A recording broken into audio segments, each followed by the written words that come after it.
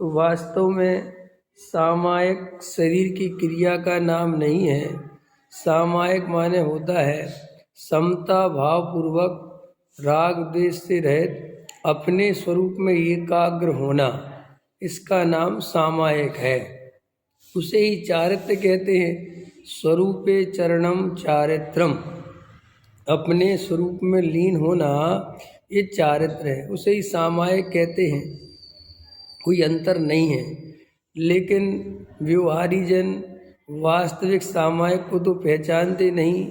मात्र आँख बंद करके नमोकार मंत्र आदि जाप करके, है ना, और देवसाद गुरु का ध्यान आदि करके उसे समझते हैं कि सामायिक है। वास्तव में वो तो व्यवहार है, उपचार है। और वो अपने स्वरूप में जाने के पहले पंच परमेष्टि आदि का स्मरण करते हैं। चारों दिशाओं में घूम कर देखते हैं कि स्थान निर्जन होना चाहिए, कोई बाधा, किसी प्रकार की कोई तकलीफ ना हो। इसलिए वो चारों तरफ चारों दिशाओं में नमस्कार करने की जो विधि है और फिर नमोकार मंत्र बोलते हैं, तो पंच परमेष्टि के स्मरण पूर्वक अपने स्वरूप के ध्यान में मग्न होते हैं। लेकिन लोगों ने वो अपने स्वरूप को तो छोड़ दिया और वो बाहर की क्रिया पकड़ ली और उसे सामायिक समझते हैं। सो वो वास्तव में सामायिक नहीं है, वो तो सामायिक के पहले की क्रिया है। अपने स्वरूप में एकाग्रता सामायिक तत्व ज्ञान के बिना, तत्व निर्णय के बिना होती नहीं है। जब तक हमें वस्तु स्वरूप की अखंड श्रद्धा नहीं होगी, जब तक हमें सात तत्व का यथार्थ श्रद्धा नहीं होगा, हम सामायिक कर ही नहीं सकते। इसलिए हमें सबसे पहले निचली भूमिका वाले जीवों को तत्व अभ्यास में अपना विशेष उपयोग लगाना चाहिए और तत्व अभ्यास पूर्वक, तत्व विचार पूर्वक तत्व निर्णय करना चाहिए। जीव अजीव आश्रव बंध संवर निर्जरा मोक्ष, इनके नाम याद कर लेना, इनकी परिभाषाएं सीख लेना, ये कोई तत्व अभ्यास नहीं है। ये तो बहुत बाहर का है तत्व अभ्यास, बहुत शुरुआती।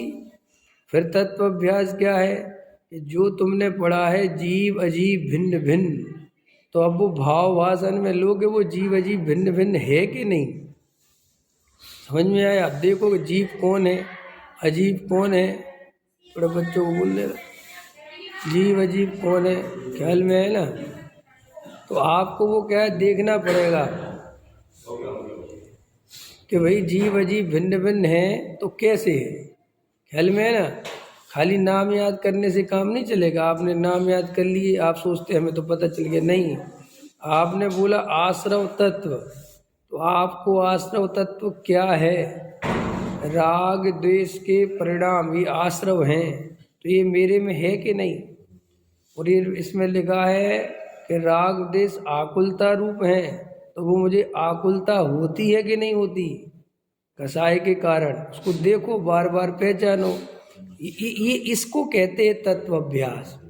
और जब ये निरंतर तत्व अभ्यास चले और फिर वे सात तत्व के निर्णय बनने लगे और फिर सच्ची श्रद्धा जग जाए, पक्का निर्णय हो जाए, पुण्य पाप का ऐसा भरोसा हो जाए कि मेरे करने से कुछ होता ही नहीं, ये जितना भी वर्तमान में मेरे साथ संयोग है और जो कुछ अनुकूलता है वो सब कर्मोदय जन्य है, मेरा इसमें कुछ भी नहीं। जैसा शरीर मिला, जैसे संयोग मिले, जो खाने पीने की सामग्री मिलती है, जो पहनने ओढ़ने के कपड़े मिलते हैं, जो रहने का स्थान मिला, जो मोहल्ला मिला, जो पड़ोस मिला, जो घर मिला, जो पत्नी मिली, जो बच्चे मिले, जो माँ बाप मिले, ये सब कर्मोदय जन्य व्यवस्था, इसमें जीव का कुछ भी लेना देना नहीं है।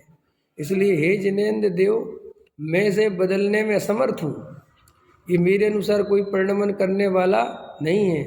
ऐसी पुण्य पाप की पक्की श्रद्धा करे तो निर्भर हो, थोड़ा निराकुल हो, थोड़ी परिणति में निर्भरता आए तो फिर आत्मा का अनुभव में जाए। इसलिए पक्का भरोसा होना चाहिए पुण्य पाप का, क्रमबद्ध पर्याय पे 100% निर्णय होना चाहिए।